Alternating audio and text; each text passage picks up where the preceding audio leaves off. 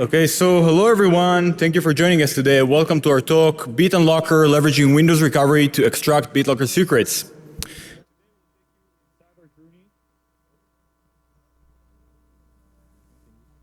Can you hear me? Yeah. Let's go. Today we'll take you inside our journey of attacking and securing BitLocker. We'll show you how we found and exploited and fixed new vulnerabilities in the Windows recovery environment that allowed extracting all the BitLocker protected secrets. But just before we dive in, a quick introduction.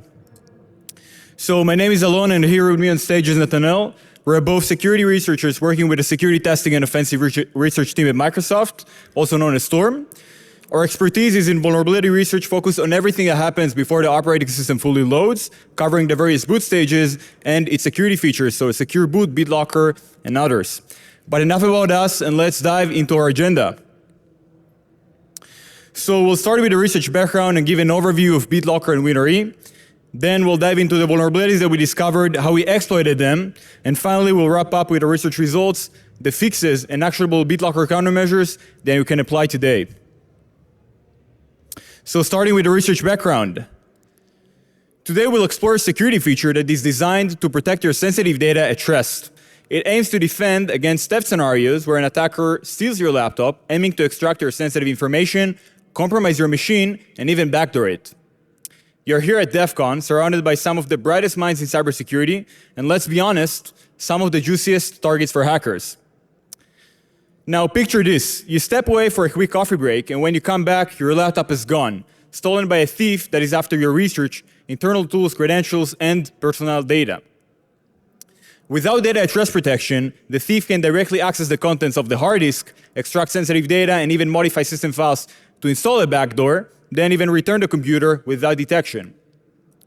Data at rest protection ensures that even if your laptop is stolen, your data remains encrypted and inaccessible, and your system remains untampered. Now, I know what you're thinking. The odds of your device getting stolen are so low that you're probably wondering if you should even bother worrying. So consider this. Studies show that the laptop is stolen every 53 seconds. The odds of a laptop being stolen are 1 in 10, and the average cost of a stolen laptop around $49,000. This figure reflects replacement costs, productivity loss, legal expenses, but most importantly, the loss of sensitive data and intellectual property. These numbers emphasize the criticality of data at rest protection features, and with that, let's dive into our journey of attacking and securing BitLocker, which is Windows' data at rest protection feature. So BitLocker is a full volume encryption technology that is designed to protect individual disk volumes. Once enabled, it encrypts the target disk volume, protecting all data stored on it. Users have the flexibility to choose which volumes to encrypt based on their specific needs, and by default, BitLocker targets the OS volume, ensuring that all data stored within the OS environment is protected and encrypted. So with BitLocker encryption in place, even if your laptop is stolen, the protected data remains unreadable because it's encrypted. Now, the BitLocker threat model assumes an attacker similar to a common thief, which means someone with full physical access to the device, but without advanced credentials, such as usernames or passwords. Naturally, the BitLocker attack surfaces are shaped by the interfaces accessible to an attacker fitting within this threat model. And as we examined the different attack surfaces and interfaces, one surface stood out, a surface with significant vulnerability potential that surprisingly has received very little attention in peer research. This surface is the Windows recovery environment, also known as WinRE. Any BitLocker attacker can directly boot into WinRE by holding the Shift key while selecting Restart from Logon UI, rendering it a potential candidate for deeper inspection. Given WinRE's fit within the BitLocker threat model, the lack of peer research, and its high vulnerability potential, we decided to conduct a security review that is dedicated towards finding new vulnerabilities, exploiting them, fixing them, and then hardening WinRE while reducing its exposed attack surfaces.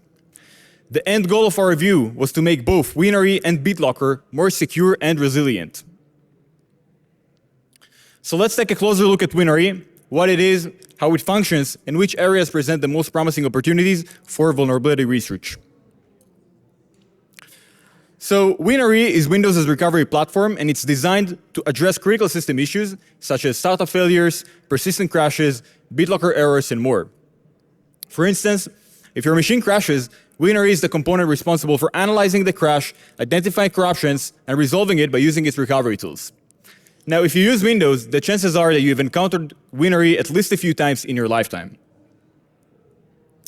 Architecturally, WinRE operates with its own standalone operating system known as the Recovery OS. This Recovery OS is a lean version of Windows with recovery-specific customizations. These customizations include a unique set of recovery tools that are all integrated to the known blue-screened recovery UI. Among the exposed tools are familiar options such as startup repair, system reset, system restore, and others. For storage, this entire recovery OS, including all of the DLLs, executables, drivers, they're all compressed into a single WIM file named winre.wim, and this WIM file is then stored on disk. Then when WinRE boots up, the entire WIM is decompressed from disk into RAM, creating a temporary RAM disk that hosts the entire recovery OS runtime.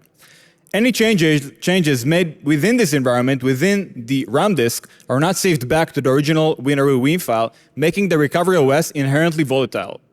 So modifications to the RAM disk are discarded upon reboot. Now, when BitLocker was first introduced, WinRE had to evolve to support recovery from BitLocker-related failures, and this led to several architectural and design-level changes to enable that recovery functionality. We wondered what impact these changes had, so let's take a closer look at them. The first design change focused on the location of WinRE WIM. It was moved from residing in the OS volume, which is now encrypted by BitLocker, to a dedicated recovery volume, which is not encrypted. This change was necessary because WinRE must be able to recover from BitLocker-related failures. And if the OS volume is encrypted by BitLocker and becomes inaccessible, for example, because of a decryption failure, storing WinRE in that location would prevent future recovery. Since WinRE is a critical component that must always be available, it was moved to a separate recovery volume, and this ensures that it can function even if the OS volume is not accessible. The second design change focused on the integrity of the WinRE WIM file itself. So to support integrity validation of WinRE, a feature called Trusted WIM Boot was introduced. It verifies the integrity of WinRE WIM by comparing its hash to a known trusted hash. So a simple hash comparison here. If the hashes match, the OS volume is automatically unlocked, and if the hashes don't match, the OS remains locked. Now, these two states, auto-unlocked and locked, define the level of access that WinRE has to the main OS. So in the auto-unlocked state, WinRE has full access to the OS. It can perform recovery operations without any user intervention, while in the locked state, WinRE has no access at all to the encrypted OS volume. Now, this change was necessary because WinRE now resides on an unprotected recovery volume, and it can no longer be blindly trusted, right? Because physical users can mount this recovery volume, change WinRE WIM, and boot. And we want to prevent it, of course. So with Trusted WIM Boot, any unauthorized modification to the WIM file breaks its trust, effectively blocking any tampering. The third design change, and the last one, focused on limiting recovery tools that are inherently risky to BitLocker. So for example, among the exposed recovery tools is the command prompt. To prevent a scenario where an attacker abuses the command prompt to access the BitLocker protected data, a volume relock functionality was added into WinRE. This functionality is triggered every time that a risky recovery tool is selected, and it basically relocks the OS volume. Then to regain access to the OS, the user must manually insert the BitLocker recovery key. Otherwise, all contents remain completely inaccessible. So this is how it looks like in practice. If an attacker launches the command prompt, WinRE WIM is trusted, auto-unlock occurred. But if he launches the command prompt without inserting the recovery key, access to the BitLocker encrypted volume will be denied, resulting in the following lock error. So to summarize the impact of the design changes, as long as WinRE WIM is trusted and no risky recovery tools are triggered, the OS volume is unlocked, allowing WinRE to recover it automatically without user intervention. In contrast, if WinRE WIM is modified without authorization by a physical attacker, for example, or if a risky recovery tool is triggered, the OS volume is relocked, preventing WinRE from accessing it. So now the critical question arises. Any attack surface is exposed because of these design adjustments? So as it turned out, the auto-unlock state, during the auto-unlock state, WinRE parses files from unprotected volumes, specifically the EFI volume and the recovery volume. This parsing presents a very interesting attack surface which wasn't valuable to explore before BitLocker's introduction. Because before BitLocker, there was no security boundary here. So even with full code execution within WinRE, and if a physical attacker didn't grant any new capabilities, but this is no longer the case. With BitLocker, any code execution within WinRE in the auto-unlock state can be utilized to bypass BitLocker and extract all the protected secrets. So we decided to take a look at this parsing of WinRE during auto-unlock and to see if we can attack the parsers, maybe find memory corruptions or logical vulnerabilities, and potentially bypass BitLocker. So we decided to dig deeper into these files and their parsing, and specifically the files that we will be focusing on today are the RE agent XML and boot SDI files residing in the recovery volume, and the boot configuration data store, the BCD store, residing in the EFI volume. So without further ado, I'm going to pass it on to Nathaniel, who will walk us through the research process of the parsed external files.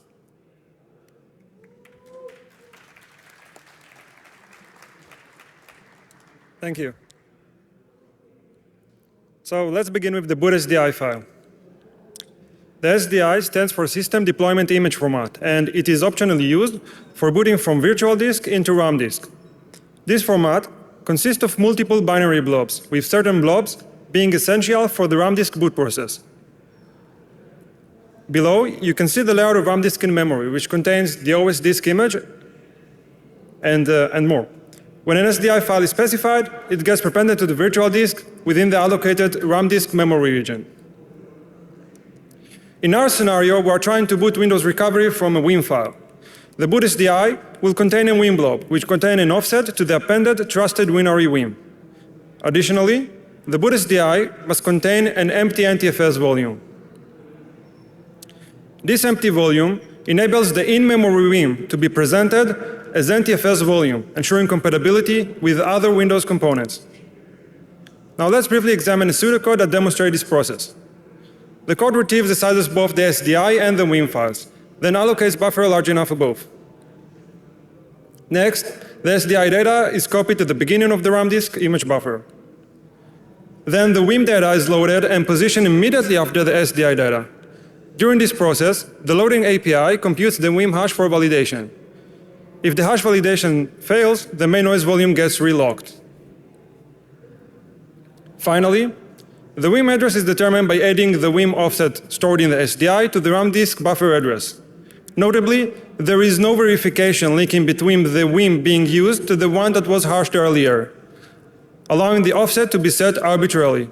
With that in mind, let's dive into our first vulnerability.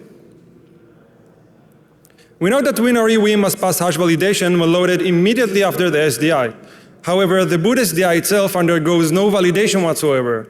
And since we can manipulate the WIM offset to point to an arbitrary location, we could append an untrusted WIM to the SDI and adjust the offset to point to it. The hash validation for the trusted WIM will succeed, but the untrusted WIM will be executed in its place. This allows us to load and execute any WIM we choose while keeping the main noise volume still unlocked. Now let's see a demo for the first vulnerability. Here's a locked machine, which we don't have the password for it.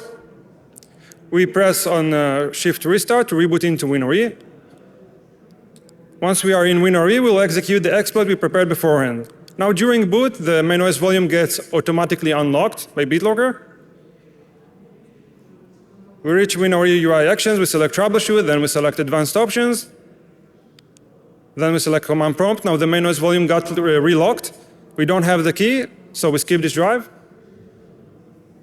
Now if we try to access C drive, we can't access it. It's locked by BitLocker. If we check the BitLocker status, you can see it says locked. So we change path to the D drive, which is the recovery volume, the unprotected volume. We execute the exploit we prepared beforehand. It adds the custom WIM to the boot SDI and then adjusts the offset to it. And once the exploit completed, we reboot the machine back to WinRE. Now, instead of the WinRE UI actions you've seen before, we expect our custom WIM to be loaded, and we set it to launch CMD. So here's the CMD. We can change path to C drive. If we check now the BitLocker status, you can see it says unlocked. And if we list all the files under the C drive, here are the secrets.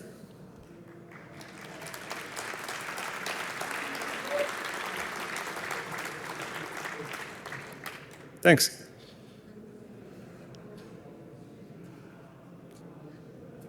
Clickers, okay. After we completed our review for the boot SDI, we shifted our attention to the RE agent XML. The RE agent XML file contains the current recovery state and other configuration settings for WinRE. Upon WinRE startup, it immediately consumes and parses this XML file. When WinRE state is configured to execute a scheduled operation, it will run the designated recovery operation, such as startup repair or other tasks.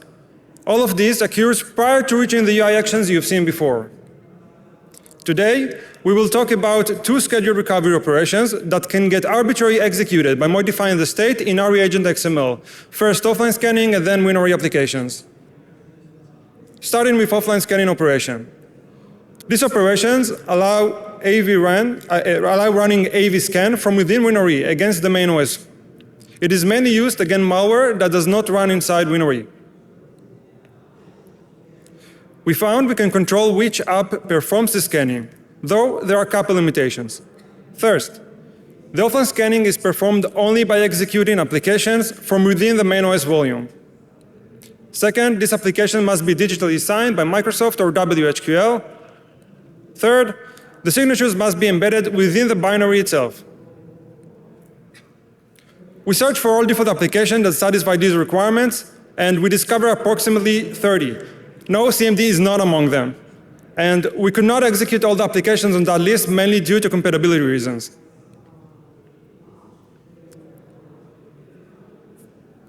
We reviewed them one by one until we got to application named TTTracer. This application is a time travel debugger utility that allows tracing and arbitrary executable. Okay, so if we can trace any binary we want, let's trace CMD then, right?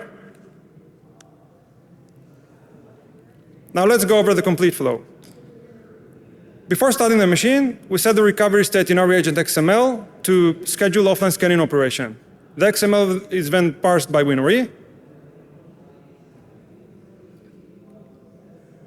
Then, according to the state we just set, WinRE performs the scheduled operation, which is offline scanning. It will execute TTTracer, which will trace any binary we set. We specified CMD, so in our case it will launch and trace CMD. And at this point, while still in auto unlock state, we have a full shell access with the main OS volume unencrypted. Now let's see a demo for the second vulnerability. Again, here's a locked machine, which we don't have the password. We shift restart again to reboot to WinRE. We will execute an exploit we prepared beforehand.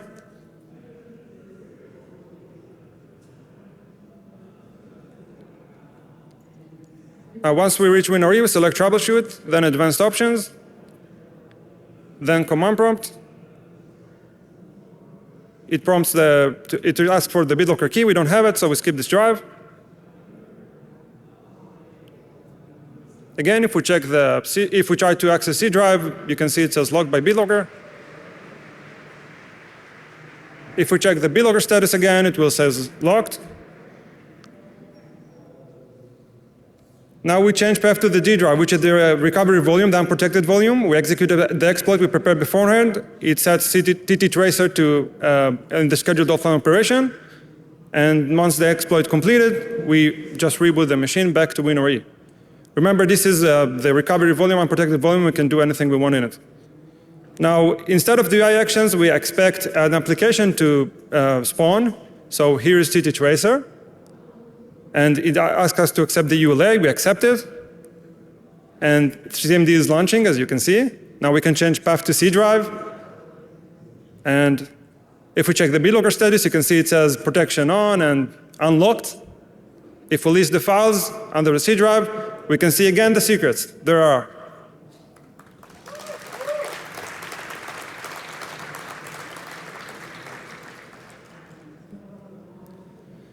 Okay, so we completed going over the offline scanning.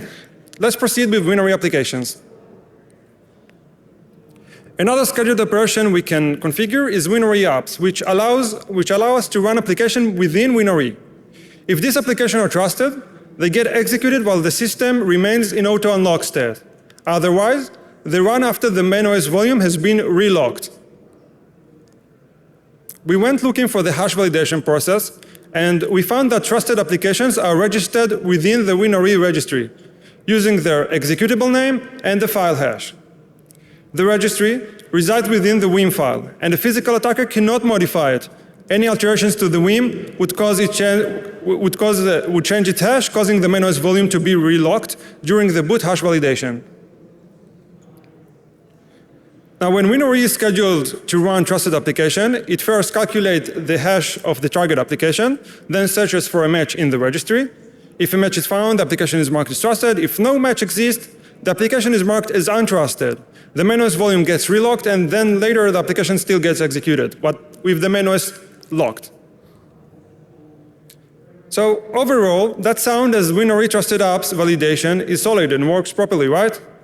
Well, we wondered if an already registered application can expose an attack surface, so we went hunting for registered applications. We found the legitimate usage of this feature by a program named Setup Platform. This application is registered as trusted app and used during Windows upgrade. Only once the upgrade completes, the trusted app entry remains in the registry and it is not removed. So we can execute Setup Platform, but what else can we do with it? We found that it registers Shift plus F10 hotkey to launch CMD. Convenient, right? Well, we tried that, but it fails to execute due to missing configuration file on the main OS volume. Since this configuration file resides on the BitLocker protected main OS volume, it cannot be created or edited. This configuration requirement caused Setup Platform to terminate early due to this file being absent.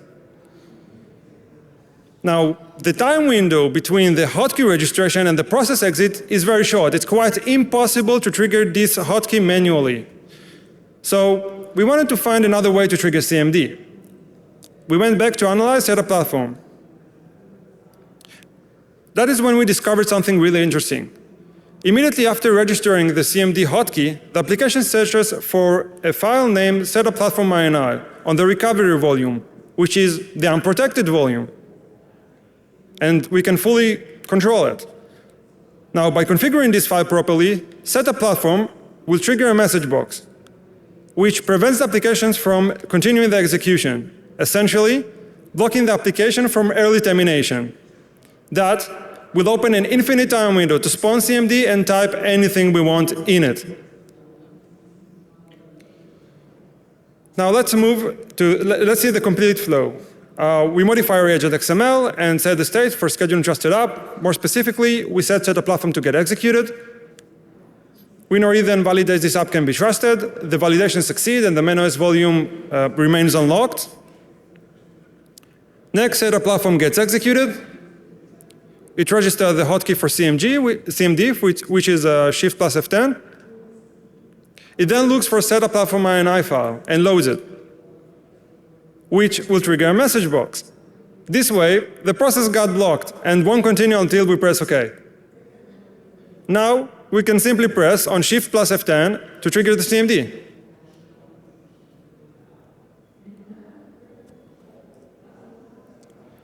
And we got a shell up and running while the main OS volume still unlocked. Now let's see a demo for the third vulnerability. So again, here's a locked machine which you don't have the password. We shift restart to reboot into WinRE.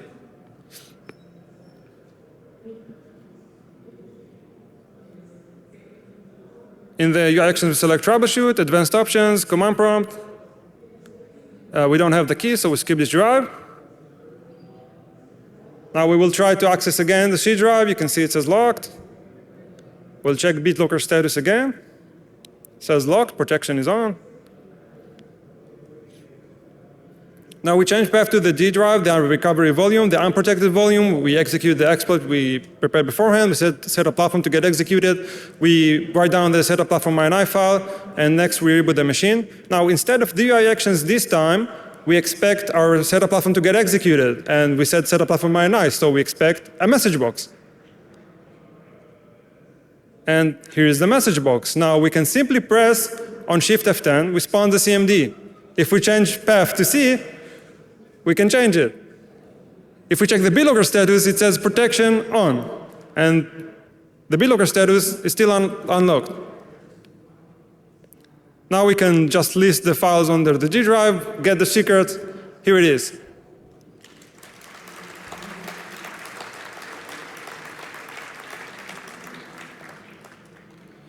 Now Alon will continue to talk about the BCD parsing attack surface.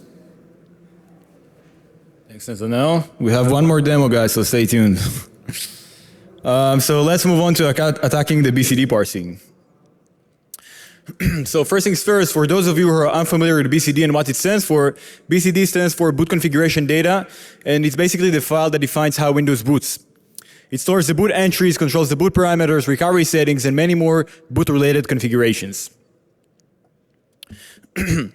Now, in the context of WinRE, the usage of BCD is considerably minimal. WinRE uses the BCD mainly to determine the location of the target OS volume on the disk so that WinRE knows which volume to end the recovery operations to, right? Because we have multiple volumes on the disk, WinRE must know which volume is the OS volume to recover. So when WinRE starts, it reads the BCD store, queries the target OS volume location from that store, and then aims the recovery operations to this volume. So the first question that came into our minds when we investigated WinRE BCD usage is what can we potentially gain from targeting it? As it turned out, WinRE places full trust in the target OS, assuming it's out of attacker's reach.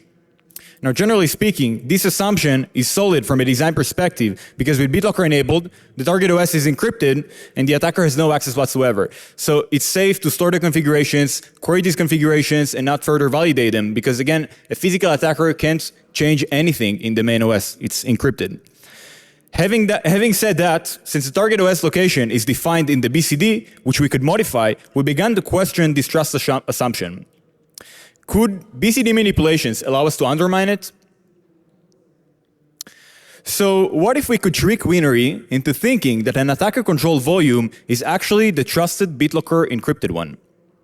Our focus has shifted towards identifying a primitive that allows impersonating the target OS location.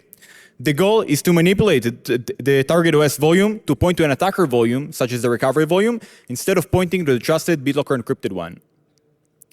So anytime that WinRE, then if we gain this primitive, if WinRE queries configuration assuming it's out of attacker's reach, the attacker can modify it because it will be in the recovery volume and not in the encrypted volume.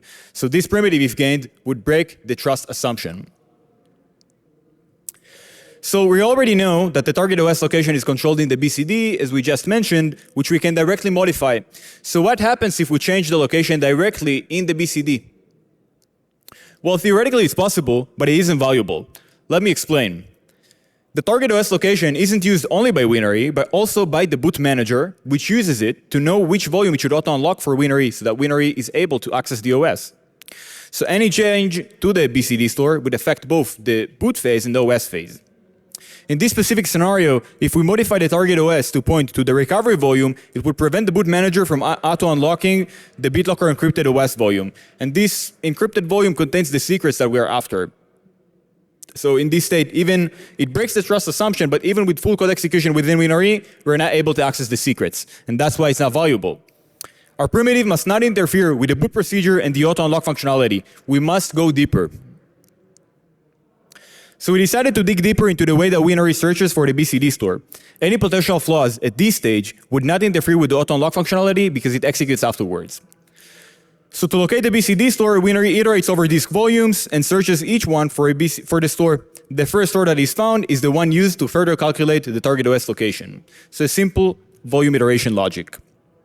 Now, this iteration logic is actually an interesting point to further inspect because if you think about it, only the EE5 volume contained the BCD store. So any attempt to locate this store on other volumes, especially if they are not protected, could potentially be abused. Internally, the functions that are used to iterate over the volumes are find first volume and find next volume. These are two standard Windows APIs, and notably, the remarks section highlights a very interesting point. It says that one should not assume any correlation between the order of the volumes that are returned by these functions and the order of the volumes that are on the computer. So under the hood, these two functions perform further filtering and sorting, which causes an inconsistency in the returned volume order. So for example, on the monitor, you can see the typical volume order returned by the disk part list vol command. The order is first the OS, then EFI, and only then the recovery volume. However, the volume iteration functions would return a different order. It would return first the OS volume, then the recovery, and only then the EFI volume. Can you spot the inconsistency? With this iteration logic, the recovery volume is iterated over and checked for a BCD store before the EFI volume. By placing a custom attacker-controlled store in the recovery volume, we can trick WinRE into using it instead of using the EFI BCD store. So with this setup, WinRE doesn't even reach the point of querying the EFI volume, which contains the real store that used to boot the machine. So any modification or corruption we make to that custom store will only impact WinRE and will not disrupt the boot procedure at all. This flow allows us to achieve the desired primitive. During the boot phase, the boot manager locates and uses the legitimate store from the EFI volume to unlock the encrypted OS. And this OS contains the secrets. So during the boot, it's unlocked. However, during the OS phase, WinRE instead locates and uses the attacker-controlled BCD store due to the iteration logic that we just explored. And it uses this attacker store, leading it to consider an attacker volume as the BitLocker encrypted one, right? Because once we control the store, instead of pointing the volume location to the main OS volume, the encrypted one, we just point it to a different volume that we control. So with this primitive, any configuration that WinRE retrieves from the target OS, previously assumed to be beyond an attacker's reach, is now entirely under the attacker's control. So any sensitive configuration it queries, which we weren't be able to modify, now we're able to modify. To further exploit this powerful primitive, for bypassing BitLocker, we need to find a WinRE flow with three characteristics. First, a flow that can be triggered either from the WinRE UI or from RE agent XML scheduled operations so that we're able to trigger this flow freely. Second, a flow that doesn't trigger the WinLock functionality so that we won't lose access to the secrets, because we don't want a flow that when we trigger it relocks the volumes and we lose access to the secrets. Third characteristics is a flow that queries configuration from the target OS to perform sensitive operations. And this is actually the interesting part here. The idea is to chain this flow with the gained impersonation primitive to trigger sensitive operations in the auto-unlock state, such operations that we wouldn't be able to trigger beforehand. So after exploring different WinRE behaviors, we found a potential candidate. This is the push button reset feature, also known as PBR. PBR is Windows' system reset tool, and it provides various reset functionalities. It supports multiple trigger modes, with one of its modes, known as online PBR, meeting the characteristics that we defined for the exploit. So first, online PBR can be triggered freely as a scheduled operation in RE agent XML. Second, this flow doesn't trigger the WinLock functionality, thereby benefiting auto-unlock. We won't lose access to the secrets. And third, it queries configuration from the target OS to perform sensitive operations, thereby can be controlled with the impersonation primitive. Specifically, the sensitive configuration that we identified was an XML file named reset_session.xml, which defines all the operations executed by PBR. Notably, it included the decrypt volume directive, which instructs PBR to decrypt any arbitrary BitLocker encrypted volume. So we now have all the pieces that are required for the full BitLocker bypass exploit chain. The exploit required modifying few files on the recovery volume. So first, the XML file with online PBR scheduled operation. Second, the BCD store with the OS device element pointing to the recovery volume instead of the encrypted OS. And third, the PBR configuration with the decrypt volume directive specifying the target OS volume to decrypt as the OS volume, the encrypted one. With this setup, what will happen is that in the next WinRE boot, WinRE will go through the online PBR flow. During the BCD store lookup, PBR locates the attacker BCD store and mistakenly identifies its target volume as a recovery volume. Then PBR loads its configuration from that recovery volume, which instructs it to decrypt the BitLocker encrypted OS volume. Once this entire process completes, BitLocker secrets become freely accessible as BitLocker was essentially disabled by PBR. So we went from a considerably scoped OS impersonation primitive to an arbitrary BitLocker decryption primitive. With that, let's see the demo, the last demo of the day, of the full exploitation chain. So we have here a locked machine, which we don't have the password to this machine. So we select Shift and Restart into WinRE in order to execute the exploit. Inside WinRE, we select Troubleshoot, Advanced Options, and then Command Prompt. Here the recovery key is requested. We don't have this key. We skip this drive. Now you will see that we don't have access to the C drive that contains all the BitLocker secrets. So now what we need to do is to change drive to the D drive. That's the mounted recovery volume which we control. We placed our exploit in that volume. So we now execute this exploit. And once the exploit finishes, we'll reboot into WinRE. Now, you will see during the reboot that PBR gets executed. This process takes a few minutes. This is what you'll see now on the screen, so we fast forward a bit. In the meantime, let me tell you what the exploit did. So it placed this XML file with online PBR in the recovery volume. It then created the BCD store on that recovery volume as well, so that the iteration logic considered this store. And the volume, the target volume on that BCD store pointed to the recovery volume instead of the encrypted volume. So now when PBR looks for its configuration, it queries it from the recovery volume instead of from the encrypted volume. This configuration tells BPR to decrypt the OS volume that we are after its secrets. So what happens now under the hood, what you see on the screen is actually PBR decrypting the OS volume, essentially disabling BitLocker on that volume. So once PBR completes, we'll go back into the main OS. You see now the login screen. And of course, we still don't have the password, right? So we'll restart into WinRE.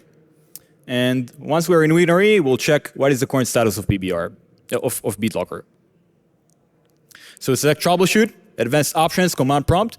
At this point, you will see that the recovery key is not requested. We change drive to the C drive, list the files, and you can see that we have full access to the C drive that contains all of the secrets. Now, if you wonder why this is possible, if we check the status of BitLocker, you will see that the protection is off and the drive is fully decrypted. So we bypass BitLocker by disabling it, able to extract all of the secrets. Thank you. So closing remarks. Starting with the vulnerability fixes. So all the discovered vulnerabilities and exploitation techniques were fixed in July's Patch Tuesday. The CVs for the vulnerabilities that we presented today are displayed on the screen. To further enhance the security of BitLocker, we recommend enabling TPM plus PIN for pre-boot authentication. This significantly reduces the attack surfaces and limiting the surfaces only to the TPM. So if TPM plus PIN is already enabled in your machine, you're protected from BitLocker bypasses that originate from WinRE, the boot components, logon screen, and other attack surfaces. Because to get the BitLocker key, you have to insert a PIN. So to mitigate BitLocker downgrade attacks, we advise enabling the revised mitigation. This mechanism enforces secure versioning across critical boot components, preventing downgrades that could reintroduce known vulnerabilities in BitLocker and secure boot. For the full article on BitLocker countermeasures, please scan the QR code on the screen. Lastly, we want to emphasize that our journey never ends. We continue to proactively research BitLocker, WinRE, and the related components with a never-ending goal of increasing their security and resiliency. It was a pleasure for us to share with you our research project and the security work that we do on WinRE and BitLocker. If you have any questions, please catch us in the hallway and also feel free to reach out on social media. And with that, we would like to thank you all for joining us today, and we wish you a great rest of your day. Thank you.